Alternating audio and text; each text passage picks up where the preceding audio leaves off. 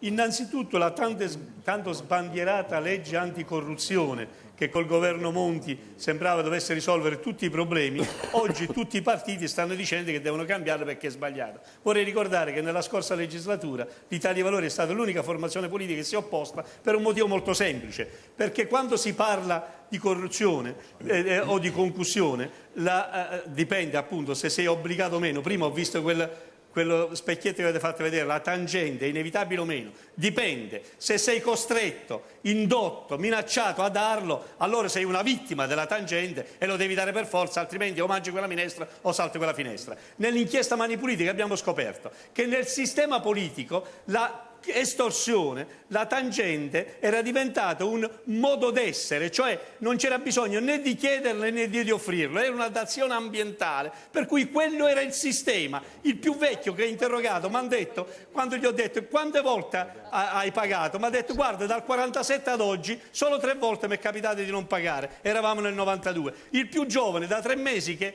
faceva l'imprenditore, ho detto quante volte hai pagato? Ho fatto 3 appalti, tutte e 3 le volte hai pagato. E perché hai pagato? Perché così faceva papà. Ecco, questo sistema di dazione ambientale, di ambientalità del sistema si chiama concussione per induzione. Adesso il progetto Monti, o meglio la legge Monti che hanno fatto, ha eliminato la concussione per induzione, cioè ha eliminato il maggior modo per combattere la corruzione sistemica in Italia. Ecco perché io dico che mai come in questo momento bisogna cambiare questa legge e mai come in questo momento tutti dobbiamo renderci conto che prima lo facciamo meglio è.